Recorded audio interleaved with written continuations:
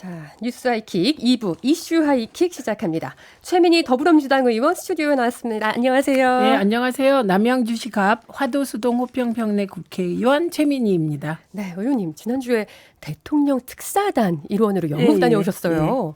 왜 다녀오신 거죠, 이거? 일단 이번에 과거 정부들이 대통령 특사의 범위가 되게 적었어요. 네. 그러니까 뭐 미, 중, 러, 뭐 유럽연합. 예, 그리고 유럽연합 정도였는데 이번에는 특사 범위를 좀 확대했습니다. 그 이유는 다들 아실 것 같은데 12월 3일 비상계엄 이후 국내에는 국내대로 공포에 휩싸였지만 네. 외국에서 보는 대한민국은 정말 이 나라의 민주주의가 회복될까? 이런 우려를 많이 했기 때문에 가능하면 많은 특사를 보내서 대한민국이 본격적으로 국제 외교 무대에 복귀한다는 거 알리고 우리가 민주주의가 회복되고 있다. 이걸 알려야 되기 때문에 특사단 범위를 넓혔고 그래서 영국이 개별 대상 국가가 됐어요. 네. 그래서 다녀왔습니다. 대한민국의 민주주의가 돌아왔다, 네. 회복됐다, 네. 널리 알리기 위해 네. 다녀오셨구나. 자, 어제였죠. 단통법이 네. 폐지됐습니다. 단통법, 그러니까 단말기 유통법. 이게 벌써 11년이 된 거였어요. 11년째였죠. 저는 2014년도 당시에 이게 통과되던 때가 되게 생생하거든요. 네. 새누리당이 발의한 거였고 네. 사실 반대 의지는 목소리가 네. 많았는데 또 여야 합의로 통과가 됐는데 네. 그래서 그때 뭐 소비자를 이게 위한 거냐 기업만 위한 거 아니냐 찬성한 의원들 명단이 막 돌고 그랬었어요. 근데 거기서 기권한 의원 단 2명 그중에 네. 한 분이 최민희 의원이셨습니다. 네. 그때 왜 그러셨던 거죠? 이 모든 논의, 그러니까 단통법이 생기게 된 계기는 호갱방지법. 뭐 당시에 보조금 지급이 불투명했어요. 네. 예, 그러다 보니 어떤 사람은 이건 그냥 예인데 50만 원 지원을 받으면 어떤 사람은 5만 원밖에 못 받는 거예요. 그래서 이 5만 원 받는 분이 호갱이 돼버린. 네. 그래서 이게 호갱방지법 이렇게 시작됐는데요. 그래서 뭐 보조금 차별을 금지한다거나 뭐 이런 걸 했는데 상한제를 뒀어요.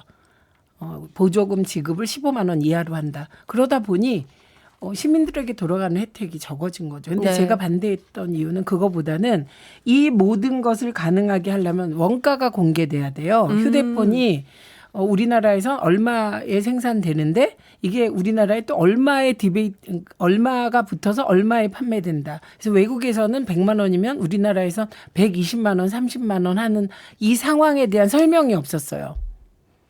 이러려면 예를 들면 단말기 제조업체 그리고 통신사에 가능하면 그 공개할 수 있는 모든 범위의 자료가 제공돼야 돼요. 근데 그 부분이 빠졌어요. 처음에 네. 들어 있었거든요. 네. 그래서 사실 제가 이건 반쪽짜리다. 그래서 기권하게 됐습니다. 긍정적인 측면도 있었겠지만 소비자 입장에서는 요즘 휴대전화 정말 비싼데 네. 더 싸게 살 수 있는 방법이 막혔던 셈이었거든요. 그렇게 보는 젊은이들이 많았죠. 네. 예. 이번에 폐지되면서 뭐 좋아지는 점도 있겠지만 또 우려되는 점도 네. 있기는 합니다. 역기능도 있습니다. 네. 일단 단통법이 폐지되고 나면 10년 이전 상황으로 돌아갈 수 있다는 거예요. 첫째는 이게 경쟁에 의해서 소비자 이익이 촉진된다는 원리거든요. 네. 그러니까 보조금 지급을 각 통신사가 그리고 각 대리점이 본인들이 할 수 있는 거예요. 액수의 제한이 없으니까 네. 뭐 내가 이번에 100만 원짜리 그 단말기가 나왔다 예를 들면 그럼 나는 50만 원을 할 거야. 이거를 자율적으로 결정할 수 있어요. 예, 그렇기 때문에 경쟁에 의해서 소비자들에게 이익이 돌아갈 수도 있지만 네. 예를 들면 물량 공세를 통해서 공정거래 질서가 훼손될 수도 있기 때문에 지금부터는 정말 면밀한 관계 당국의 모니터링이 필요합니다. 또 과방위원장이시니까 네. 또 잘 지켜봐 주시면 네, 좋을 것 저희 같아요. 후속 입법을 준비 중입니다. 네. 자, 오늘 오후에 저는 참 놀랐는데 강선우 여가부 장관 후보자가 잦은 사퇴 밝혔습니다. 네. 예상하셨습니까? 저는 오늘은 예상하지 못했지만 네. 분위기가 이게 끝까지 갈 수 있을까 하는 걱정은 있었습니다. 네. 그런 분위기 어떤 기류의 변화, 어제 다르고 오늘 달랐던 기류 변화 느끼신 게 있으셨어요? 예를 들면 일단 갑질이라는 단어가 너무나 자극적이고 뭐 저는 진위를 제가 정확히 파악할 수가 없는 문제였어요. 네. 그러니까 취재를 한다고 해도 이건 되게 제한된 것이었는데 이 관계된 얘기가 뭐 예를 들면 24일까지 청문 보고서를 다시 채택해서 송부해달라고 대통령실이 요청을 한 이후에도 이 논란이 가라앉질 않고 있었습니다. 네. 그리고 추가 폭로를 하겠다는 얘기들이 있었기 때문에 뭐 걱정을 많이 했는데 뭐 막상 사퇴 의사를 밝히고 사퇴하고 나면 역시 안 좋죠. 다들 짠한 마음도 드는 것도 사실입니다. 예. 현역 의원 불패 신화가 깨지긴 했습니다. 깨질 수 있죠. 뭐 그리고 뭐 문제가 있으면 깨져야 하는데 그게 강선우 의원이었다는 게 뭐 씁쓸합니다. 네. 의원님이 이 강선우 의원의 잦은 사퇴 이전에도 그걸 예상하지 못했을 때도 입법 예고를 하신 게 있었어요. 네. 자, 이런 갑질의 진위 문제와는 별개로 이 막내 비서관에게 보좌진 노동권과 처우 개선을 위한 법안 준비를 제안했다 이렇게 밝히셨거든요. 네. 저는 이 사안이 개별적인 어떤 의원과 보좌관의 사이 이런 식의 문제로 자꾸 가는 게 뭐 문제가 있으면 그것도 지적을 해야 되겠지만 그것보다 더 중요한 건 그런 일이 벌어지는 조건을 없애는 게 중요하다고 네. 생각했고요. 왜 하필 막내 비서관이냐 이렇게 얘기하시던데 저희 막내 비서관을 제외한 모든 보좌진은 국회에서 적어도 5년 내지 10년 이상 일한 사람들입니다. 네. 이 시스템에 적응한 상태예요. 그래서 네. 문제점도 오히려 그냥 뭐 그럴 수 있지 이럴 수 있는 상황이라 네. 그 들어온 지 1년밖에 안 된 막내 비서관의 입장에서 이 문제를 봐야 된다고 봐서 막내 비서관의 시각으로 네, 그 시각으로 이런 일이 발생하지 않도록 그 뭔가 이 보좌진의 규정을 노동자인가 아닌가 이게 노동자가 아니고 다른 동지 관계인가 이게 노동자와 동지 관계는 너무 차원이 다른 표현이어서 네.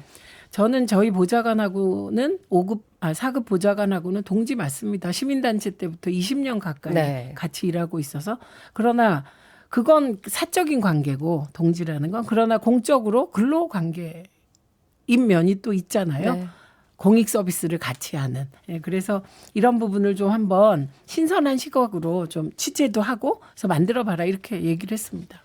인사 논란 얘기를 좀 안 할 수가 없어요. 네. 어디 가나 이 얘기 질문 받으실 텐데 사실 이재명 정부가 인수위가 없다는 그런 한계가 있긴 합니다만 최동석 인사혁신처장의 과거 발언도 지금 재점화가 되고 있습니다. 특히 이 고 박원순 시장 성추행 사건 관련된 2차 가해 발언 아니냐 이런 논란도 큰데 의원님께서는 어떻게 평가하고 계세요? 일단 저는 그 박원순 전 시장이나 그리고 피해자나를 위하여 이제 잊혀질 권리를 둘에게 줬으면 좋겠다. 예, 그래서 이런 얘기가 완벽하게 안 나오는 인사를 했었으면 좋았겠다. 이렇게 생각합니다. 짧게 답변으로 끝내시는 걸로. 자, 송기호 국정상황실장이 한 달 만에 보직 변경됐습니다. 국가안보실 경제안보비서관. 사실 저는 이 송기호 변호사가 통상 전문가이기 때문에 네. 지금 보직 괜찮다고 생각을 네, 하는데 맞습니다. 문제는 인사 어떤 한 달 만에 바꿨다는 거에서 더 처음부터 적재적소에 인사할 수 있었던 거 아니냐. 그럼 이런 문제가 발생하는 거는 대통령실에서 인사 관련 업무를 김용재 인사비서관이나 김현지 총무비서관, 이른바 성남 경기 라인 두 사람에게 전담하면서 발생된 거 아니냐 이런 말들이 일각에서 나옵니다. 그 초기에는 그랬을 것 같은데요. 이제 민정수석이 오시고 민정수석실이 가동되고 있기 때문에 지금은 그런 것 같지는 않습니다. 그리고 한 달 만에 보직 이동한다. 그 형식적인 것만 보고는 뭐 이런저런 비판이 있을 수 있다고 생각해요. 그러나 말씀하셨듯이 네. 송기호 실장은 사실은 통상이나 이런 부분이 맞아요. 네. 그래서 지금 간 보직이 본인에게도 맞는 맞죠. 보직입니다. 그래서 내용상으로 볼 때는 오히려 송기호 실장의 전문성이 발현될 수 있는 곳으로 갔다. 그래서 내용으로 좀 이해해 주시면 어떨까 이렇게 생각하고 네. 이 정부가 인수위 없이 출범했다는 거는 그 매우 힘든 지점입니다. 제가 2017년에 국정기획위, 문재인 정부 국정기획위에 들어갔었는데 그때도 상황이 똑같았어요. 그러니까 정말 대통령이 취임식도 못한 아주 작게 네. 하고 이번에도 취임 선서만 하셨잖아요. 이런 상황이니 이제 50일 되었으니 조금 더 지켜봐 주시면 안정될 것이다 이렇게 봅니다. 안정될 것이다. 조금만 더 지켜봐 달라. 자, 최민희 과방위원장 하면은 지난 한 해 떠올랐던 가장 많이 떠올랐던 사람이 이진숙 방통위원장이에요. 네. 어쩔 수 없이. 네. 근데 이진숙 방송통신위원장이 휴가를 신청했다가 반려됐다는 보도가 나왔어요. 이거 어떻게 이게 보셨습니까? 정신 나간 겁니다. 왜냐하면 방통위가 재난 방송 말하자면 주무부처예요. 주무부처죠. 그리고 지금은 수해 상황이잖아요. 그런데 금요일부터 휴가 가겠다고 했지만 네. 사실은 이 휴가를 낸 거는 그 이전이거든요. 이게 국무위원은 대통령의 재가가 있어야 휴가 가는 거거든요. 그걸 다 알고 있으면서 지금 대통령께서 수해 현장을 도시면서 일하고 있는데 휴가원을 낸다는 건 그건 상식적으로 있을 수 없는 것입니다. 장관 직급인데. 네, 주무부처인데. 저는 그래서 여전히 두뇌 구조가 이상한 분이다 이렇게 생각합니다. 근데 이분의 이런 행태가 개인의 문제로 끝나지 않고 방통위 자체를 무너뜨리고 있다는 게 더 큰 문제라고 생각해요. 네, 네. 자, 방통위 얘기를 했으니, 이진숙 위원장 얘기를 했으니 이 얘기도 좀 해볼게요. 방송사법 통과. 사실 위원장님이 빠르게 진행하려고 계속 X를 밟는 그런 기류였었는데 이번 임시국회에서는 처리되기 어려울 것 같다. 이런 전망이 나오고 있습니다. 왜요? 그런 워딩이 나왔습니다. 원내 지도부에서. 그게 아니고요. 네. 아다르고 어다른데 네. 설명해 임시국회에서 주시죠. 처리될 수 있을까 아무도 모른다 이렇게 표현하셨죠. 네. 그거 무슨 얘기냐면 국민의힘이 필리버스터를 할 것 같다 이 얘기입니다. 그리고 오늘 이게 정확한지 모르겠는데 글이 돌았는데 국민의힘이 방송 3법이 올라오면 필리버스터를 하겠다. 이렇게 얘기를 이미 선언을 했다고 제가 들었거든요. 그렇게 되면 임시국회가 8월 5일까지예요. 네. 그러면 8월 만약에 이걸 이제 가정적으로 맥시멈으로 봐서 8월 4일 날 방송 3법을 올리잖아요. 그렇게 되면 필리버스터를 시작하면 8월 5일 날 법안 한 개밖에 처리를 못 하는 거잖아요. 네. 그리고 다음 법에 또 필리버스터가 시작되면 그날 자정으로 임시국회가 끝나요. 네. 그럼 그 다음 날 임시국회는 바로 시작이 되는데 네. 본회의 날짜가 안 정해졌잖아요. 그렇죠. 그래서 다음 본회의 때 올리게 되는 이런 과정을 말씀하신 것이지 뭐 다른 정치적인 이유나 정무적인 판단으로 법을 처리하지 않겠다 이런 의미는 아니라고 생각합니다. 아마 당초 원래 이제 오늘 본회의였었잖아요. 네. 오늘 본회의에 올라갈 것이다라는 전망들이 있었기 때문에 근데 오늘 안 올라가니까 그게 그런 잘못된 말들이 나왔던 것 전망입니다. 같아요. 그렇구나. 예, 저에게 물어보시지.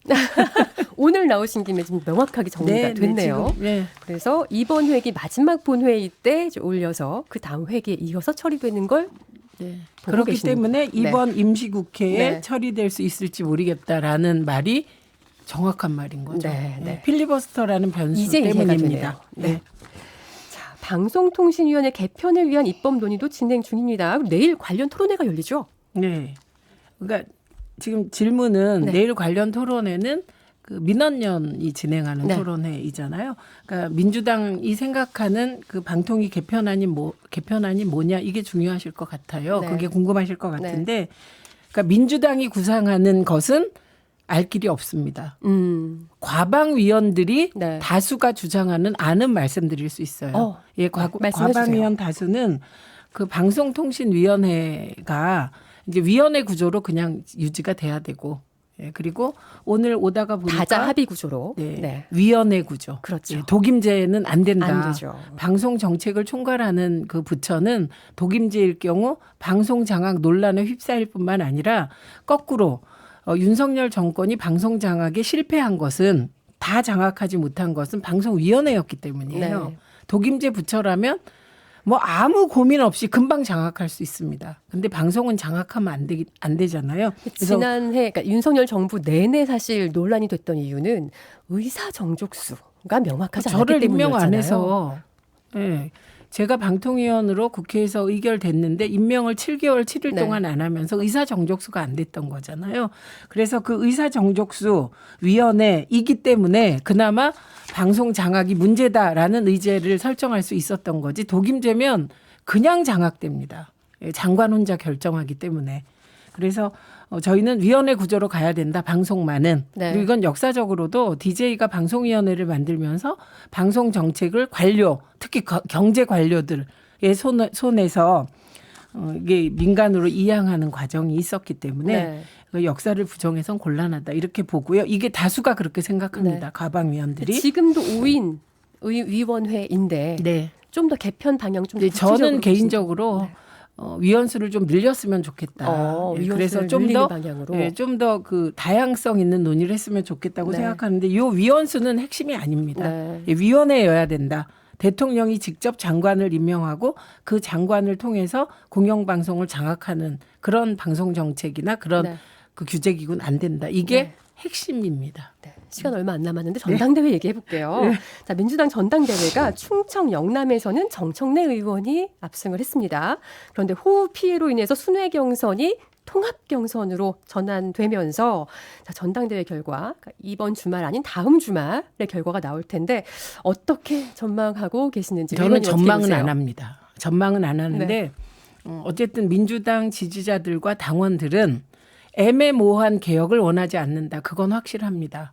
그래서 언론개혁 그리고 언론개혁과 특히 양대축인 검찰개혁 네. 그리고 더 나아가서는 이번에 내란 관련자들이 영장이 기각되는 걸 보고 사법개혁까지 나가기를 강력하게 원하고 네. 있으시거든요. 네.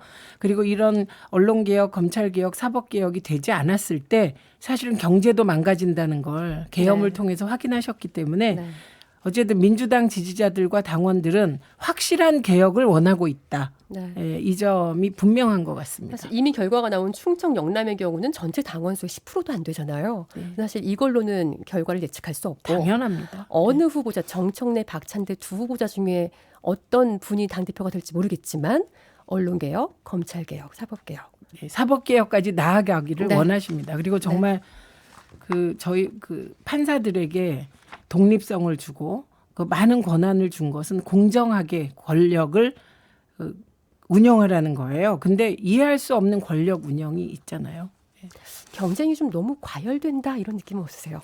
근데 후보들이 잘 대처하는 것 같습니다. 이 경쟁 과열은 아름다운 말이고요. 네거티브가 정말 심하게 벌어졌습니다. 예, 그리고 그 네거티브가 특히 한 후보에게 집중돼요. 그런데 당원들은 오히려 차분한 것 같아요. 예, 그리고 당원들의 분열이 일부 있습니다만 그거는 일부예요. 예, 제가 지역에서 오랫동안 당원 활동해온 당원들은 네. 정말 굳건하십니다. 네, 그리고 네거티브를 정말 경계하시고 네거티브 하는 쪽은 불이익을 주겠다. 심판하겠다 이런 게 확실하기 때문에 네. 후보 간의 네거티브 없습니다. 그러니까 전당대회 이후에 네. 어떤 당의 내분이라든가 분열이라든가 당원들의 갈등 없을 것이다. 예, 왜냐하면 끝나면 딱 끝나는 것이다. 네. 예. 그리고 다시 열심히 개혁에 나설 것이다. 네. 오늘 말씀 잘 들었습니다. 지금까지 더불어민주당 최민희 의원이었습니다. 고맙습니다. 예, 고맙습니다.